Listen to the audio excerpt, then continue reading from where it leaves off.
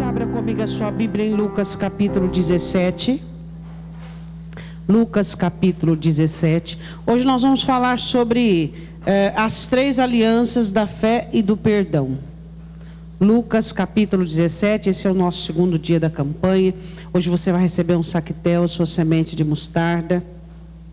Lucas 17, versículo de número 3. O Senhor Jesus estava falando sobre os escândalos. Ele diz assim, no versículo de número 3, Lucas 17, versículo 3, olhai por vós mesmos, ou seja, ficai atento, porque vocês serão líderes. E se teu irmão pecar contra ti, repreende-o, e se ele se arrepender, perdoa-lhe. E se pecar contra ti 7 vezes no dia, 7 vezes no dia vier ter contigo, dizendo, arrependo-me, perdoa-lhe. Podemos assentar. Jesus começa a falar sobre escândalos e sobre pessoas que falham, porque escândalos advêm de pessoas que falham. E Jesus diz assim, se essas pessoas que cometem escândalos, que falham, vier pedir perdão a vocês, vocês perdoam. E aí ele diz assim, se for 7 vezes no dia, 7 vezes vocês têm que perdoar. Aí os discípulos regalaram os olhos e disseram, peraí, agora o assunto ficou meio complicado. Uma vez ainda dá, 2, quem sabe, 3, sei lá, 4 impossível, 5 piorou, 6 e 7 aí não dá. Aí, versículo 5, disseram então os apóstolos ao Senhor, acrescenta-nos a fé, dai-nos mais fé, para que nós possamos obedecer o que o Senhor mandou. O que eles estavam dizendo quando eles pedem mais fé?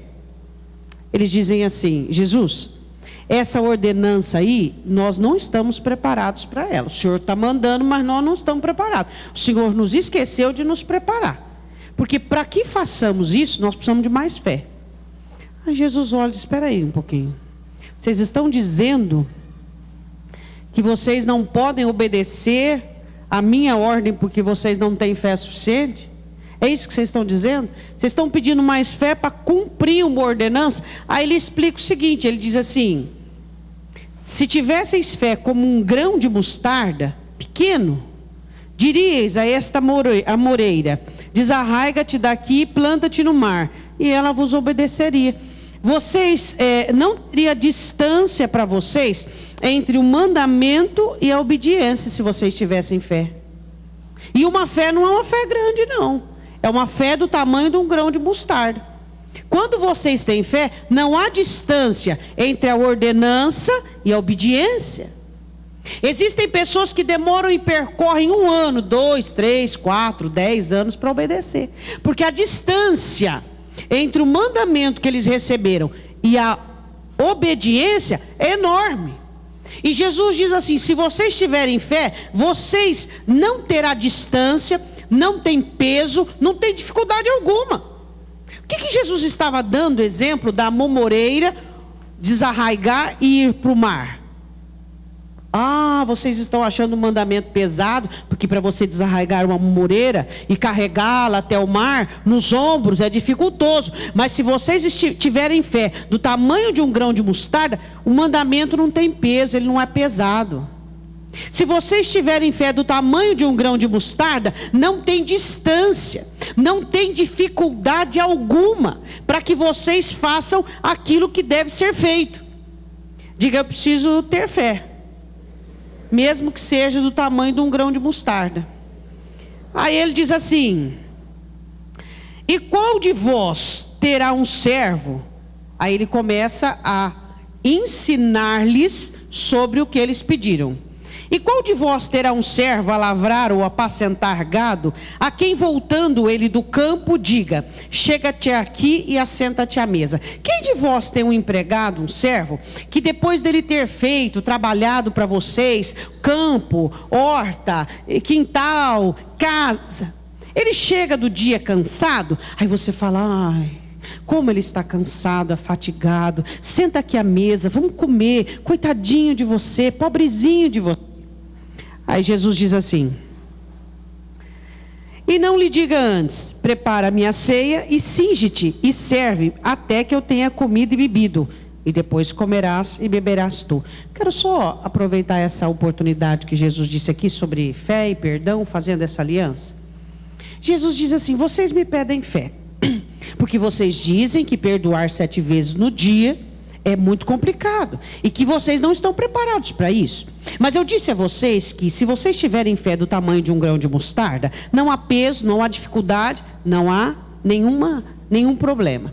Agora eu vou dizer uma coisa para vocês: vocês são meus servos e eu mando vocês fazerem alguma coisa. E quando eu mando vocês fazerem alguma coisa, vocês simplesmente fazem.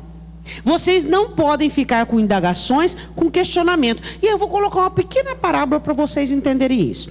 Quando o servo de vocês chega em casa e ele chega cansado, o que vocês dizem? Teu trabalho não terminou ainda. Você trabalhou lá fora e agora você ainda tem que me agradar. Você vai tomar seu banho, vestir-se adequadamente para servir a minha mesa, fazer a minha comida e servir a minha mesa. Depois que eu comer, aí então você se farta. Explica isso para o seu irmão. Sobre questão de fé e perdão. Você consegue? Tenta.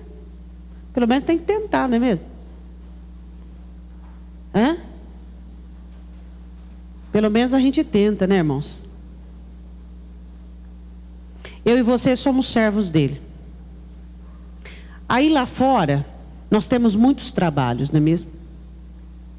Nós nos afadigamos, nós ficamos cansados, ficamos exaustos, às vezes decepcionados, às vezes frustrados. E aí você chega na casa dele, achando que o trabalho acabou. Aí você chega lá do mundo, lá do teu trabalho, servindo o Senhor lá fora, sendo testemunha, sendo uma bênção. E aí você chega aqui na casa do Senhor e desmonta. E diz assim: Senhor, agora é o seguinte, o Senhor vai ter que me servir, porque eu estou cansado, eu estou exausto, eu estou afatigado, eu não aguento mais essa vida, eu não aguento mais, e eu não vou conseguir adorar como devo, eu não vou orar, o senhor tem que me servir, põe uma mesa aí e me sirva. É assim que acontece. Você chega lá de fora, depois de ter sido decepcionado, frustrado, de estar cansado, de estar abatido, você chega na casa dele, bem vestido, com o coração limpo, preparado para servi-lo. Esquecendo, limpando o seu coração das amarguras, dos resquícios que ficaram lá fora. Entrando na casa dele, não como alguém exausto, cansado, mas tendo fé suficiente para dizer: eu sei que ele vai fazer as coisas na hora certa e no momento certo. Porque quem tem fé, dá ao Senhor aquilo que lhe é devido. O que é devido quando eu venho ao culto? Ficar prostrado, acabado, desanimado, porque lá fora eu tenho lutas? Não, o meu Senhor é digno daquilo que Ele é digno. É isso que Jesus estava dizendo. Quando eu dou uma ordem para vocês, não importa como vocês se sentem, vocês têm que obedecer. É isso que Ele estava explicando para os discípulos. É assim que vocês fazem quando os servos de vocês chegam cansados e afatigados lá fora. Vocês põem a mesa para eles e dizem: se sirvam, porque vocês tiveram uma jornada muito difícil. É assim que vocês fazem? Não.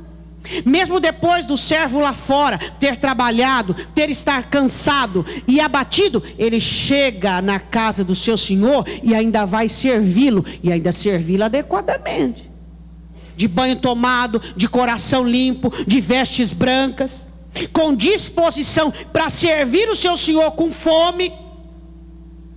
Você consegue servir o seu Senhor com fome? É isso que Jesus estava explicando. Quantas vezes nós chegamos ao culto e chegamos para ser servidos, porque lá fora nós tivemos uma jornada difícil, e aí chegamos no altar do Senhor e não damos a Ele aquilo que lhe é direito: adoração, louvor, amor, quebrantamento, gratidão. Chegando com os nossos choramingos, com as nossas murmurações, sem nenhuma fé. Por quê? Porque não houve perdão. Perdão do quê? Limpeza de coração. O nosso coração está sujo, maculado por problemas domésticos, problemas familiares, problemas no trabalho, indisposição. Chegamos com o coração amargurado, com o coração endurecido, e aí nós não temos fé para dar a Deus aquilo que lhe é direito. Ficamos totalmente dominados por aquilo que nós estamos sentindo. Quantos cultos em 2015 seu que foi em vão? Por quê? Porque você chegou da sua jornada e não serviu o seu Senhor. Chegou com fome, dizendo: agora eu chego aqui para que tu me sirvas. E Jesus diz: vocês estão confundindo tudo. Quando eu dou uma ordem, não importa como vocês se sintam, vocês têm que obedecer. Você pode dizer amém? Deu para entender? Fé, para depois de passar jornadas, dias, semanas, meses, situações, e você chega na casa dele, o louvor é teu, a adoração é tua, o amor, a gratidão, a festa, a alegria. Não importa como eu me sinto, não me importa o que eu estou vivendo, o que é do Senhor, o Senhor vai receber, porque é do Senhor a gratidão, o louvor, a festa. Aí ele continua dizendo assim, versículo 9: porventura dá graças ao tal servo porque fez o que foi mandado? Creio que não. Assim também vós, quando fizeres tudo o que vos for mandado, dizei: somos servos inúteis, porque fizemos somente o que devíamos fazer. Jesus diz: e não pensa que esse servo terá gratidão, tapete vermelho, dizendo: ó filho, você perdoou. Este ano, porque você perdoou, você é uma pessoa melhor que aquele. Servo inútil, porque só fez o que foi mandado. Vocês estão dizendo: dai-nos mais fé, porque perdoar 7 vezes no dia é um pouco difícil. Aí, vai, concorda, vai, Senhor. Vou pôr uma parábola para vocês, que vocês têm que aprender a obedecer sem questionar. Aprender a obedecer independente do que vocês sentem. Por quê? Porque um coração limpo é um coração que tem fé. Agora, se vocês ficam com indagações, murmurações, reclamações, vocês não vão ter fé. Você pode ver, o crente que tem menos fé é o crente que indaga, questiona, murmura, reclama. É porque eu estou passando por isso, mas eu não tenho condição, eu não tenho fé suficiente, eu estou fraco, eu estou abatido. Você tem a fé sim, suficiente para reagir favoravelmente, adequadamente, porque a palavra do Senhor diz: não veio sobre vós provação ou tentação que não seja humana, mas com ela Deus te dá o escape. O que acontece é que nós somos muito frágeis, muito amolengados, e olhamos para a situação dizendo: não dou conta. Dá conta sim. Como não dá conta? Jesus olha para eles e diz: como é que vocês dizem que não dá conta? Eu iria dar algum mandamento que vocês não tivessem condições de obedecer? E se vocês não obedecerem, isso é rebelião, rebeldia. Não é por não conseguir, mas é por indignação. Eu quero falar 3 alianças da fé e do perdão, que 3 pessoas tiveram que ter para que conseguisse prosseguir. Sem perdão, sem coração limpo, você não consegue. Quero falar a primeira pessoa, Juízes capítulo 11, vai lá comigo. Juízes capítulo 11, versículo de número 1. Diga assim comigo: irmão, você que está cochilando, acorda, para eu não ficar ter que repetindo. Os irmãos que estão cochilando, acordam, senão os outros irmãos vão ter... Fala para o teu irmão do lado para acordar ele. Não é? Juízes 11. Você conhece a história de Jefté, filho de uma prostituta. O pai dele não tinha filhos e resolveu ter um filho fora do casamento. Juízes 11, versículo 1. Todos acharam? Era então Jefté o gileadita, homem valoroso, porém filho de uma prostituta. Mas Gileade gerara Jefté, um filho legítimo do pai, não da mãe. Também a mulher de Gileade deu filhos, sendo os filhos desta mulher já grandes, e expulsaram a Jefté e lhe disseram: não herdarás na casa de nosso pai, porque és filho de outra mulher. Então Jefté fugiu de diante de seus irmãos e habitou na terra de Tobi, e homens levianos se ajuntaram a Jefté e saíram com ele. Ele não estava fazendo coisa muito boa não, porque gente boa não ficou junto com ele não. Não foram as pessoas honradas que se ajuntaram a Jefté. Foram pessoas levianas, pessoas que não tinham uma índole muito boa não. Sinal que ele não estava muito bem da alma, ele não estava muito bem do coração, estava meio revoltado. Por quê? Porque ele era o primogênito, ele não teve culpa do pai querer ter ele como uma prostituta, e aí os irmãos ele ajuda, ama, cuida. Quando os irmãos crescem, sabem da história, diz, vai embora. E até os anciãos concordaram, dizendo, não, vai embora. E ele foi para uma terra distante, e ali ajuntou-se com ele pessoas levianas. Primeira aliança da fé e do perdão, capacidade de esquecer. Você não consegue ter fé se você não souber esquecer. Você tem que aprender a esquecer. O porquê que existem pessoas com dificuldade de ter fé? Porque o coração delas está cheio de lembranças ruins. Elas não conseguem esquecer o passado. E aí elas são detidas por circunstâncias, por desafios, porque elas não conseguem crer. Onde existe lembranças nocivas e ruins, não vai nascer a semente da fé. Você tem que ser capaz de esquecer. Paulo explica aos filipenses, esquecendo-me das coisas que para trás ficam, e avançando para aquelas que diante de mim estão. Eu preciso aprender a esquecer, para que depois eu possa prosseguir. Qual é a dificuldade de algumas pessoas de esquecer? A qualidade do coração. É uma coisa interessante. Funciona assim. Toda pessoa avarenta é apegada. Todo avarento, as coisas ruins que acontecer com ele vai ter dificuldade de esquecer. Quanto mais voluntário você for, mais você vai expelir as coisas ruins que fizeram com você. Quanto mais avarento, mais você vai agregar, mais você vai impregnar nas coisas ruins. Consequentemente, você vai ter dificuldade de esquecer. Tendo dificuldade de esquecer, sua fé vai ser diminuída até definhar. Tudo começa na avareza, a qualidade do coração.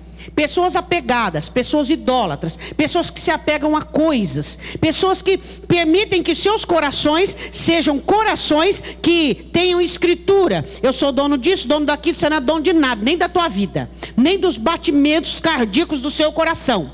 Mas a pessoa insiste em acreditar que ela é dona. Então ela é apegada, ela é avarenta. Você é avarento? Se você é avarento, você tem dificuldade de perdoar. Tendo dificuldade de perdoar, você vai ter dificuldade para ter fé. A fé é diminuta. Onde é que a fé abunda? A fé abunda em corações voluntários, porque são pessoas que têm facilidade de despojar-se do que foi. Já foi, é passado ontem. Já foi ontem, acabou. Você não tem presente se o passado persevera. Você não vai conseguir fazer nada. Você só tem duas mãos. Se as suas mãos estiverem ocupadas com o passado, você não tem mãos para o presente. Você precisa desenvolver essa habilidade de esquecimento. Agora, se você é uma pessoa idólatra, todo idólatra é soberbo, né? Que linha, né? Que ciclo. Por quê? Porque ele acha assim, você fez para mim, eu sou a pessoa mais importante. Eu sou uma pessoa muito importante, importante no termo nocivo, né? Então você fez para mim, você está no caos. Você está marcado para o resto da vida. Porque ele é soberbo, ele não admite que alguém fez algum mal para ele. Então o soberbo é avarento, o avarento não esquece, consequentemente ele não consegue perdoar, não conseguindo perdoar, não tem lugar para ter fé. Então o que nós precisamos entender é que a avareza não pode fazer parte da nossa vida. Nós precisamos ter um coração livre disso tudo para que nós possamos ter fé. A primeira aliança da fé com o perdão é: seja capaz de esquecer, seja capaz de eliminar o que não deu certo. Diga assim: o meu corpo elimina o que não me fez bem. Elimina ou não elimina? Ó. É ou não é? De um jeito ou do outro, ele elimina. É ou não é? Não fez bem, ele elimina. Agora você não elimina, fica aí infeccionado, fica aí mal, fica aí segurando coisas. Nem lembra mais, faz 1 ano, 2 anos, 3 anos. Que isso? Fica com aquela amargura, com aquele ressentimento no coração. Você não preza sua alma, você não preza o seu bem-estar. Você precisa de fé ou não precisa? Qual é a vitória que vence o mundo? É o quê? A fé. Você precisa de fé ou não precisa? Mas para que você tenha fé, você tem que ter capacidade de esquecer. Essa é a primeira aliança do perdão com a fé. A Bíblia diz assim no próximo versículo: foram homens levianos, e aconteceu no versículo 4 que depois de algum tempo, passou-se algum tempo, os filhos dos amonitas pelejaram contra Israel. E Jefté estava meio afamado, né, de um homem forte, estabelecido, mesmo com levianos junto com ele. Foram até Jefté e disseram a ele: vem e ser nosso chefe, ser nosso juiz, nosso líder, para que combatamos contra os filhos de Amon. Espera um pouquinho. Vocês me colocaram para fora, me desprezaram, me humilharam, me descartaram. E agora, quando vocês não são capazes de vencer o inimigo, vocês vêm atrás de mim.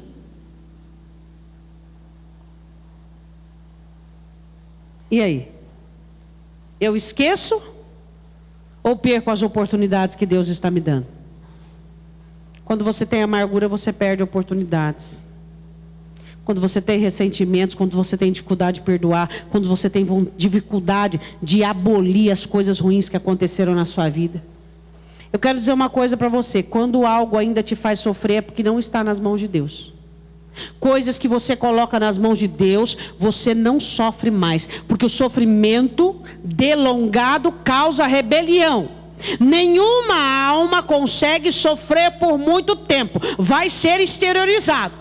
A tristeza, ela não faz bem. Se você começa a sofrer por muito tempo sobre uma questão e não coloca na presença de Deus, se você continua a sofrer, você vai ficar amargurado, angustiado e vai ser uma pessoa revoltada.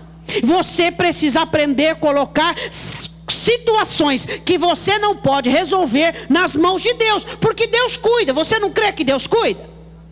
Deus cuida de gente, Deus cuida de pessoas, Deus cuida de situações. Mas se você ficar envolvido com uma situação que você não tem recursos para mudar, você vai ficar triste, triste, triste e depois revoltado.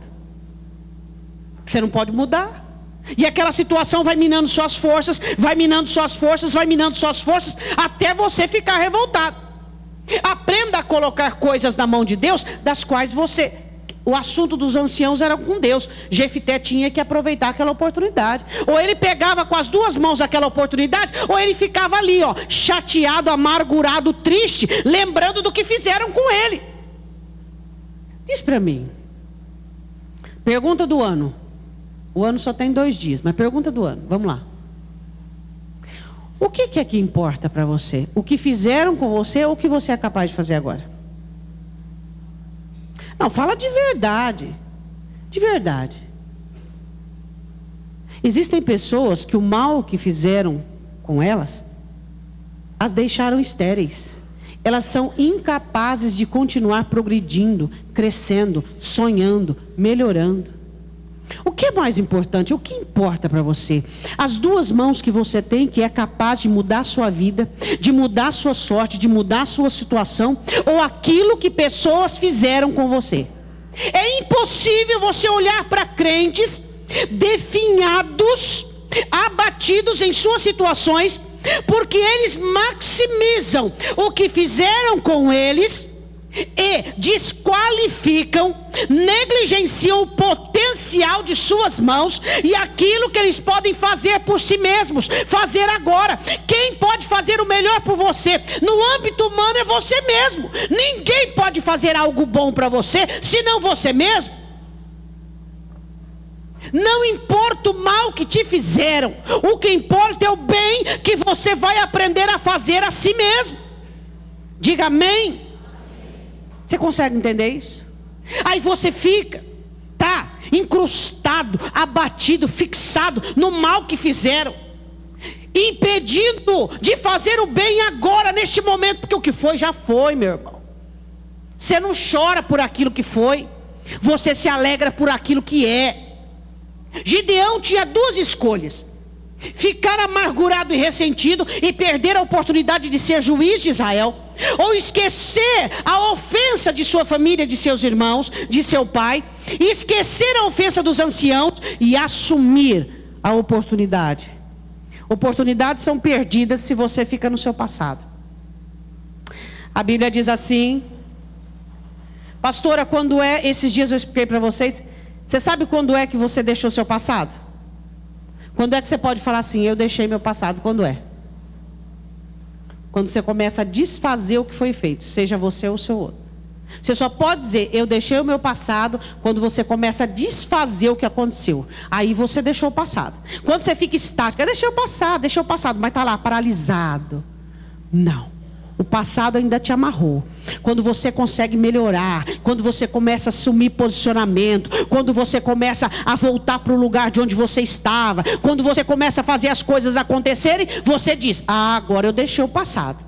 A Bíblia diz assim, em Juízes capítulo 11, versículo de número 7, porém Jefité disse aos anciãos de Gileade, porventura não me odiastes a mim, e não me expulsastes da casa de meu pai? Por que, pois, agora viestes a mim quando estás em aperto? Tá, ele questionou, só que ele resolveu perdoar. Diga, eu preciso resolver esquecer. As memórias não deixam você ter lugar para a fé. Se você tem memória do passado, de coisas nocivas, de ressentimento, a fé vai ficar diminuta, apertada, sem lugar para crescer. E disseram os anciãos de Gileade, fizeram uma proposta a ele. Por isso tornamos a ti, para que venha conosco e combatas contra os filhos de Amon, e seja por nosso chefe sobre todos os moradores de Gileade. A Bíblia diz assim no versículo 12, enviou Jefité mensageiros ao rei dos filhos de Amon, dizendo, quem há entre mim e ti, que viestes a mim a pelejar contra a minha terra? Ele já fala de Israel como sua terra. Jefité resolve perdoar. Diga, perdão é questão de resolução. Esquecer também. Você já esqueceu o que foi? Ou será que você é alguém impregnado? Você vê como a avareza, os avarentos são prejudicados até nisso? Todo avarento fixa no que foi. Você fez um negocinho para ele assim, meu irmão, não dá, no outro dia já cresceu, parece que tem fermento. Fica enorme. Ele não consegue administrar, que ele também tem erro, ele tem defeito, que foi, já foi, acabou, acabou. O ontem esquecendo-me das coisas e vão. Segunda aliança do perdão, da fé com o perdão. 1 Samuel 17, 25, essa é boa. Davi. Falamos de Jefité, agora vamos falar de Davi. 1 Samuel 17, a Bíblia diz assim, versículo de número 25. Davi era um rapazinho perseguido dentro de casa, e ele tinha muito respeito pelos irmãos mais velhos, mas ele tinha uma boa consciência. Você tem uma boa consciência? Você tem que ter uma boa consciência. Você tem que fazer as perguntas certas. O que eu fiz foi correto? Qual foi a razão do que eu fiz? Está certo? Está certo. Ponto, acabou. Pessoas duvidosas, que oscilam, pessoas que não têm uma identidade emocional arrojada, elas não têm condição de ter fé. Porque a consciência delas oscilam. Um fala uma coisa, o outro fala outra. Daqui a pouco ela, de vítima, se torna ré. Porque ela acredita em que todo mundo diz. Uma boa consciência é uma aliança com a fé. Para que você tenha fé, você tem que ter uma boa consciência. Você tem que saber que as coisas que você fez, que a maneira que você agiu foi correta, foi na direção de Deus. Ponto, acabou. Porque tudo que você não faz por fé é pecado. A Bíblia diz que Davi chega no arraial, onde 40 dias o inimigo estava assolando emocionalmente Israel.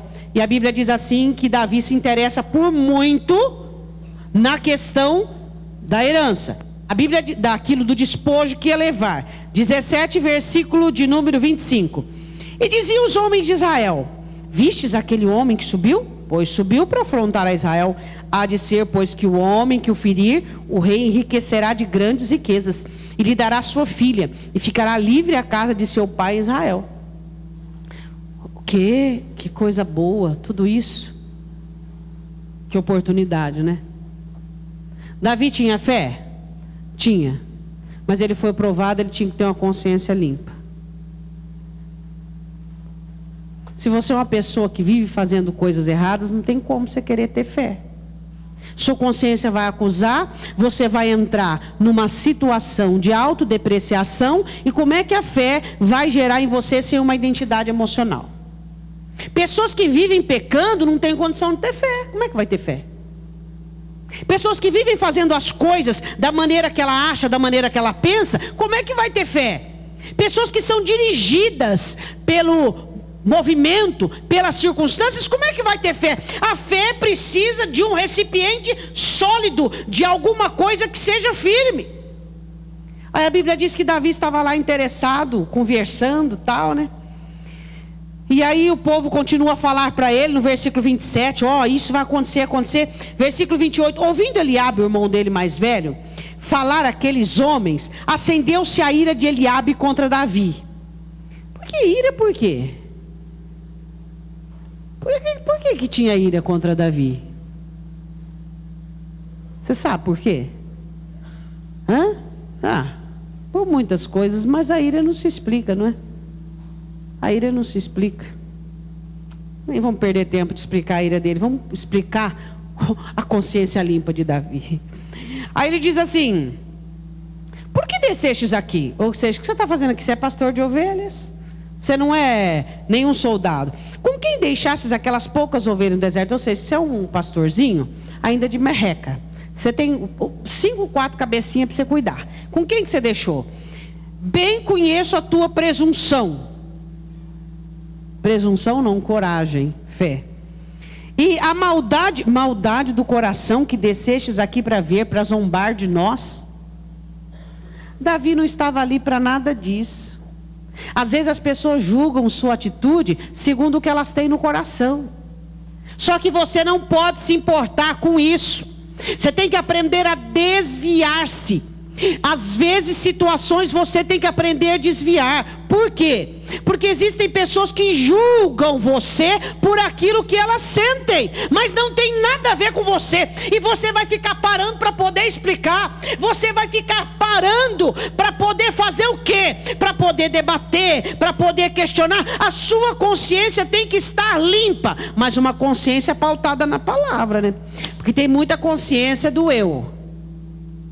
O eu dá uma de consciência, sabia? Ele veste assim, consciência, o eu, a carne. Não, você está certo, você tem mais é que fazer isso mesmo. Você não fez nada de errado, mas não é consciência, é o eu. Então você tem que saber se é a consciência mesmo, dominada, governada pela palavra e pelo Espírito de Deus. Aí Davi olha para o irmão, para a agressão verbal do irmão, querendo diminuí-lo, querendo açoitá-lo. Ele faz 2 perguntas para ele mesmo. A primeira pergunta, ele diz o seguinte: então disse Davi: que fiz eu agora? Eu fiz alguma coisa? Eu fiz algo de errado? O que eu fiz está errado? Não, está. Então se está errado, eu preciso consertar. Primeira pergunta. Segunda pergunta que ele fez: porventura, não há razão para isso? Tem razão para o meu irmão voltar-se? Há razão para ele voltar-se contra mim? Não há. Perguntas certas na hora certa. Diga: eu preciso ter uma consciência limpa.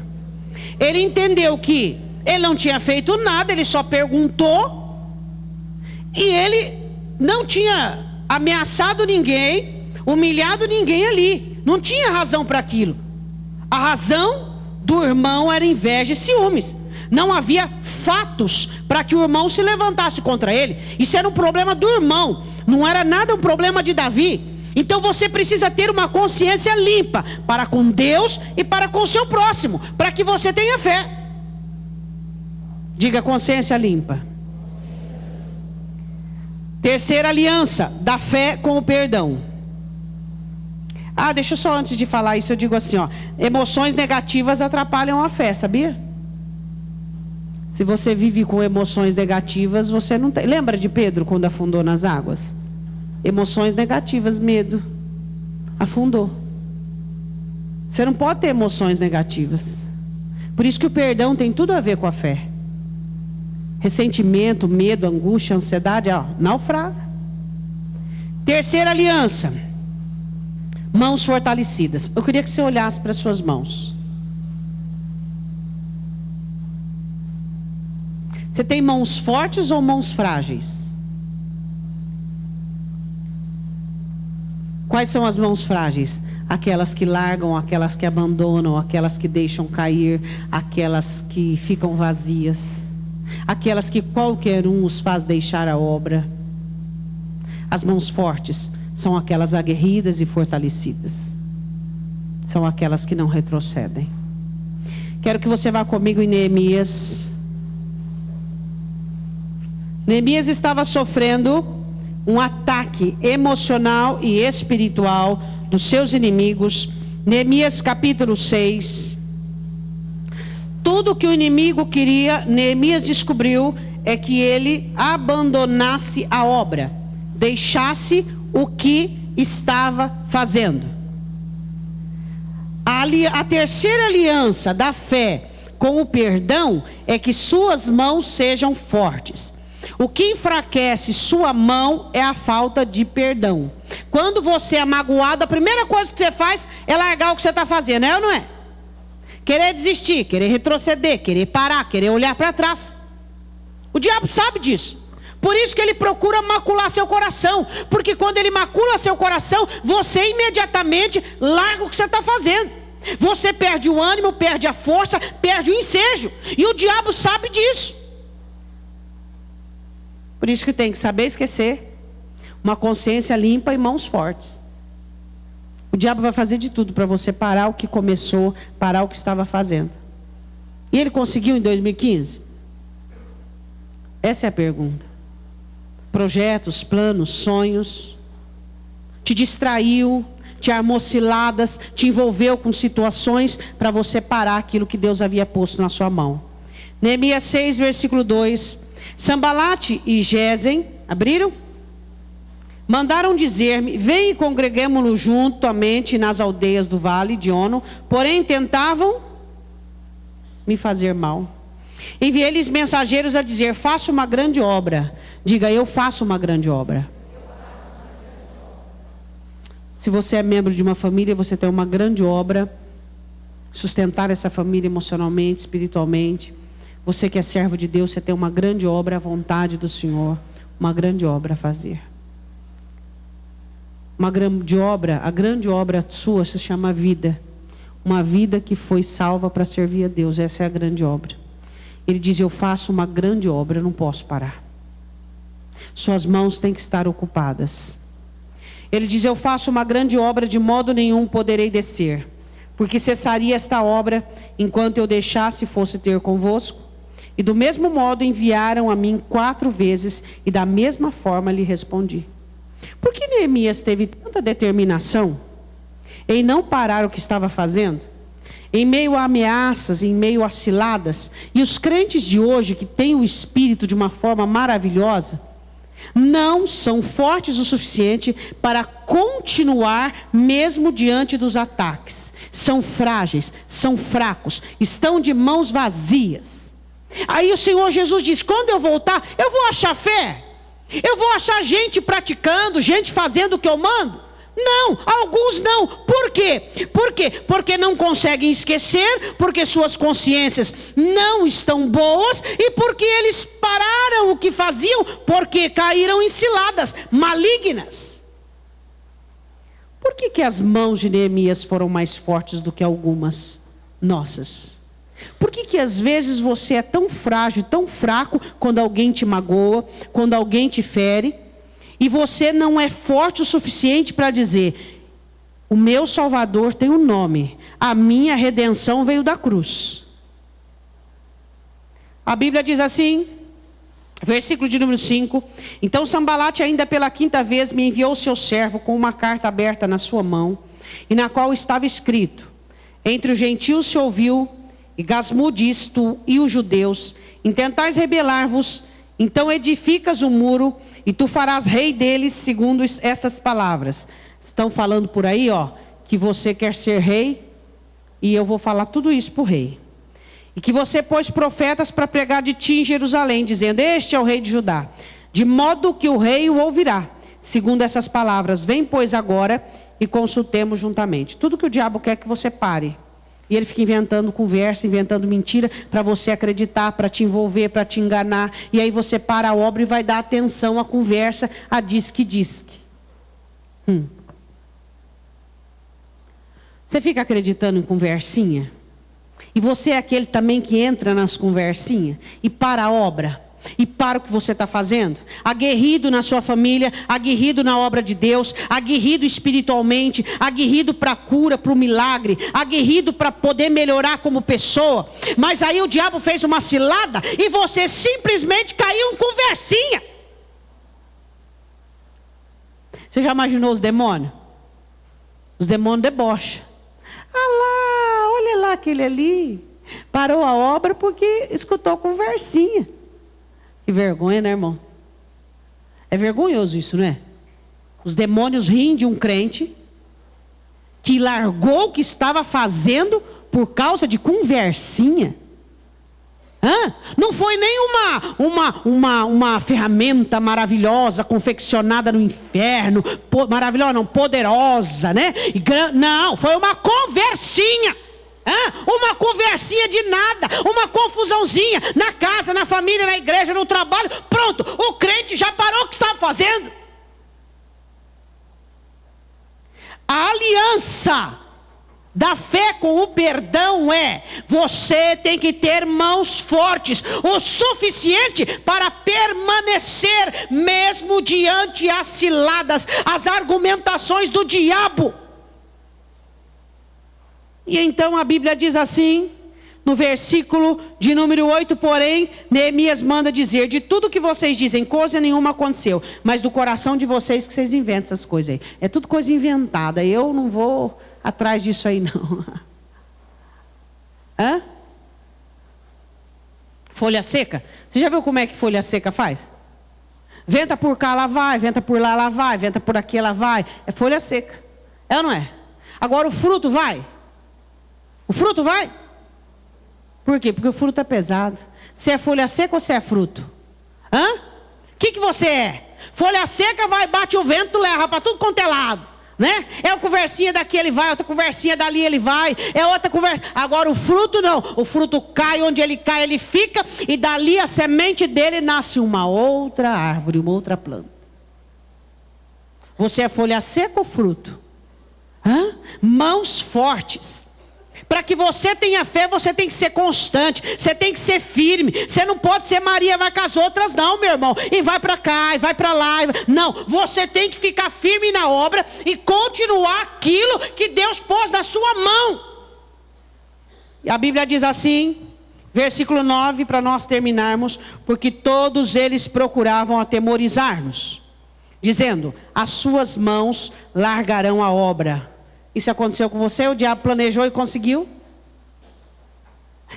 Engraçado, né? Tem crente que diz assim, o diabo é derrotado, o diabo é fracassado, o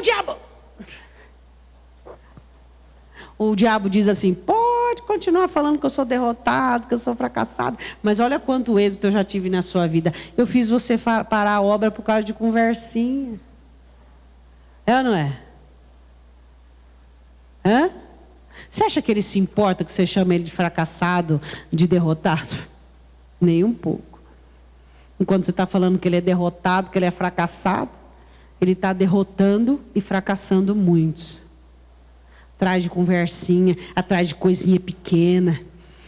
Começa o ano em todo vapor. Esse ano eu vou restaurar meu casamento, mas no segundo dia deu uma briguinha, não vale mais a pena. Fracassado.